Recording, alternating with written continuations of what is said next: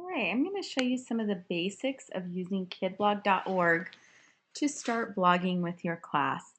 So to get started, you will simply point any web browser to kidblog.org.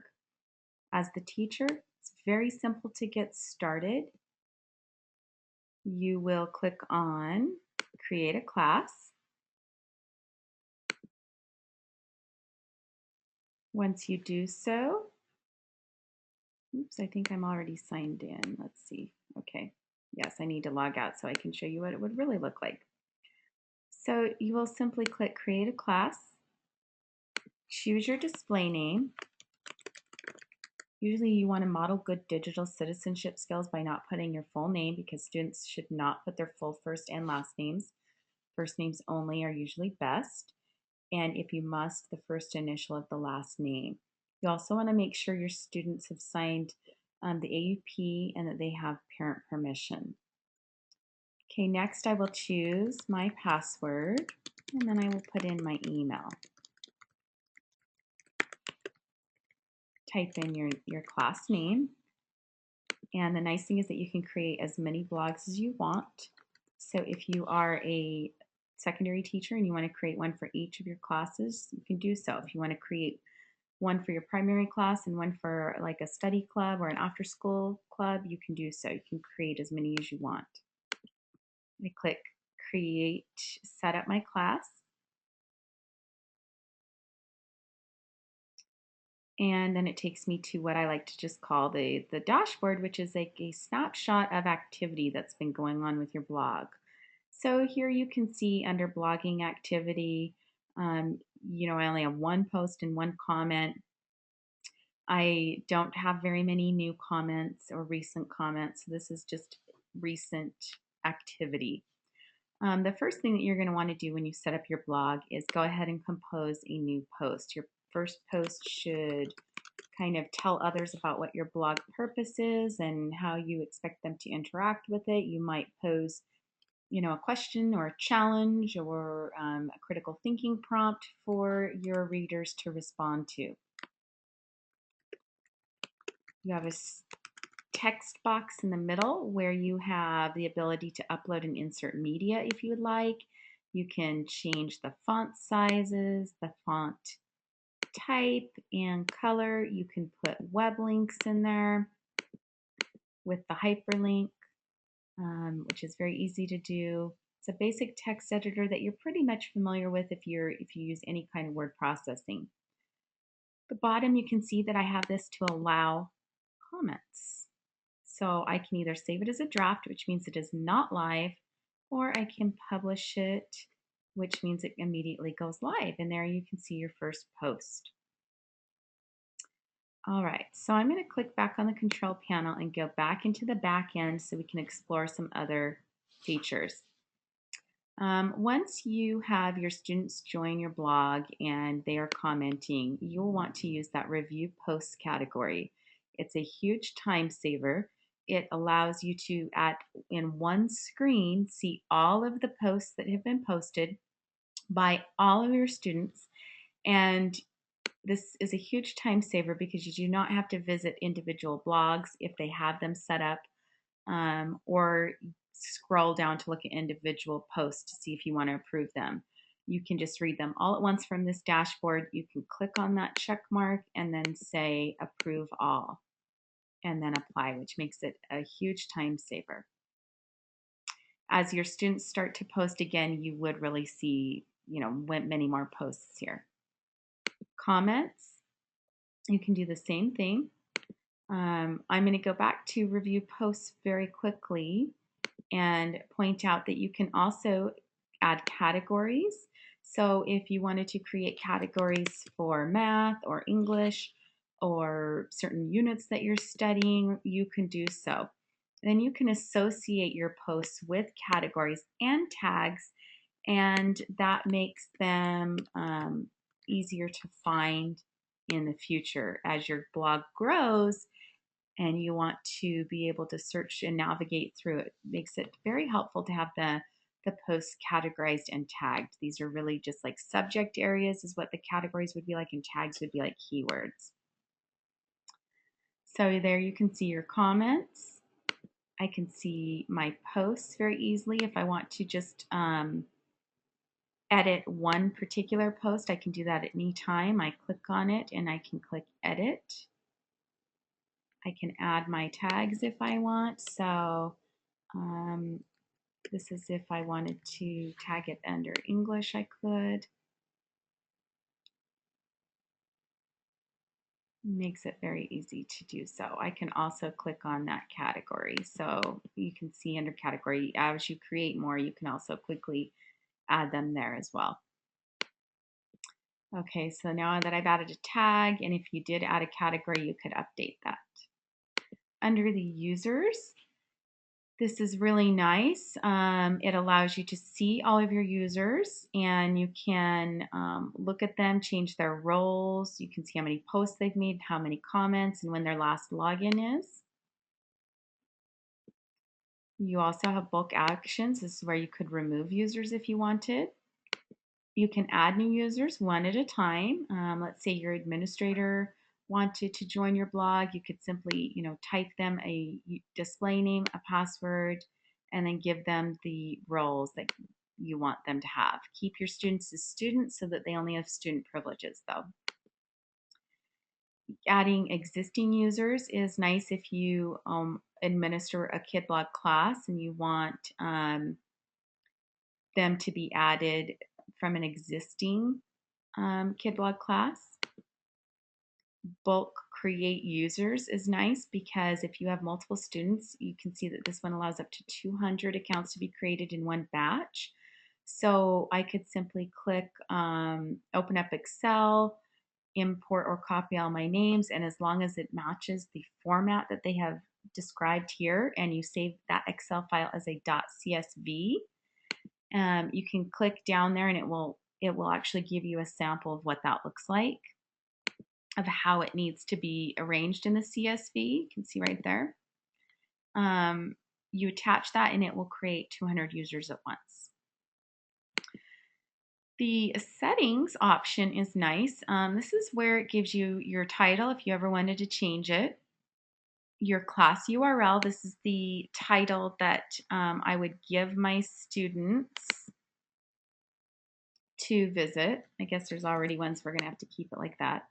But that's what you give your students to go to sign in, to visit everything, promote your blog, advertising your blog. This is the URL that you would give out. This is really important. If you don't want to create your students' accounts, they can sign in and create their own. So you can use this class sign up code. You can see it will allow it to appear for a projector. And I'm going to copy that code because I'm going to show you how your students would use this code shortly. As a teacher, if you want them to be able to do that, you have to click yes, and you have to make sure you go down to the bottom and say save changes. Otherwise, they will not be able to use that code to join.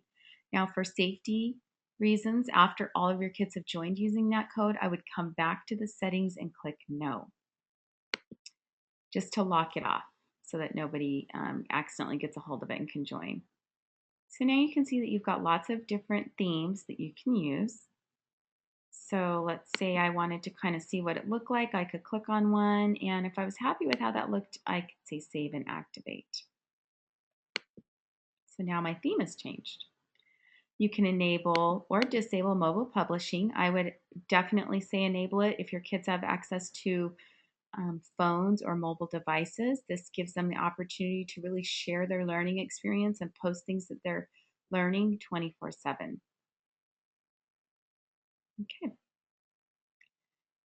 So we've done that. I'm going to go ahead and log out, pretend like I'm a student brand new, and I'm going to go to the KidBlog site. And I'm going to say, oh, I have a secret code from my teacher. So I'll click on that secret code button, put in that code, and say join class. And I will type in my first name only and my password and click create my account. Now I'm in and I see a dashboard that looks a lot like my teacher's dashboard. I can do a lot of the same things, like I can create a new post. So your students they will have their own blog. Many teachers like the students to use their blog as a way to demonstrate their learning, show what they know, um, a portfolio of their learning throughout the year. It's a great way to support digital literacy because your kids are writing in a digital environment, which, as we've learned, is supported by the new Common Core State Standards and ELA. Kids must publish writing in a digital environment. The kids do the same thing. They can either save it as a draft. It's a great way for you to really encourage proper grammar and spelling. And now Sandy has her very own blog. She can see her blog will grow as she posts more, but she can also click on all blogs and it takes her back to our blog class, our parent blog class, where everybody's posts will appear. So you can see who the author is and you can see how this would grow the more students that you have. The right-hand side, we can see visitor stats. Students really like that to see. This is where the authentic learning really comes into play because they see that they are sharing information with an authentic audience outside their classroom walls, and they love to keep track of those stats to see where their visitors are coming from. It's a great way to promote family engagement, inviting the families to take part in either commenting on the blogs or viewing to see what their kids are learning. Under blog directory, as each new kid creates a blog, it will appear under the blogging directory. And you can see that this is just a really simple way to encourage digital writing in your classroom that supports all the 21st century skills. Kids are able to communicate and collaborate. They can work together. They can work outside their classroom walls with other classes around the world. So you're getting globalization in there. They are able to demonstrate critical thinking because they can incorporate so many different tools to explain and demonstrate their learning. And they are most definitely able to do creativity and innovation as well. So KidBlog is a very intuitive tool that's very easy to use. You can see some of the safety features that teachers have full administrative control. You can decide exactly who can view, whether you want to moderate, whether you want to make it visible for anybody. You can password protect parent and guest accounts. You can do comment privacy settings. And it's very simple. There's no advertising. You don't have to worry about your students being subjected to any advertising.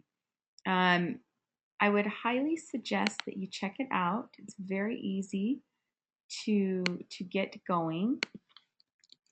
I'm going to log in one more time into my account. You can see that you can set up multiple accounts. So I have 6 blogs set up now. I'm going to go into my Blogging 101 and it has me signed in as Sandy. So I'm going to go in and sign in as the teacher. And real quickly, I want to make sure that we completely understand where you can go to set up your posts and comment settings. These are probably the most important things. Who may read your posts? So I'm under settings and then posts. I can have it set to either all visitors with no password or users in certain classes. I can add other URLs. So if we're working on a group project with another teacher, or I can say whether or not I want to approve any posts. So I can turn on moderation. I can also say whether or not I want to be notified when something has been awaiting approval or published. And so you may want to, just based on the readiness level of your students, if you think that they have the digital citizenship skills and they are ready, you might just want to be notified but not moderate everything. So these are just decisions that you have to make as the teacher. Do not launch a blogging project in your classroom without teaching the digital citizenship skills, like what's appropriate for posting online, keeping it academic, how to keep yourself safe, how to keep your information private. These are all things that have to be taught. Cannot assume that kids have these skills. And then under media uploads, I can also check whether or not I want them to insert media items from my upload library. Comments have the same thing. You can allow either all those visitors or users in certain classes. You can allow users with a guest role to leave comments, and whether or not you want to moderate or approve or be notified.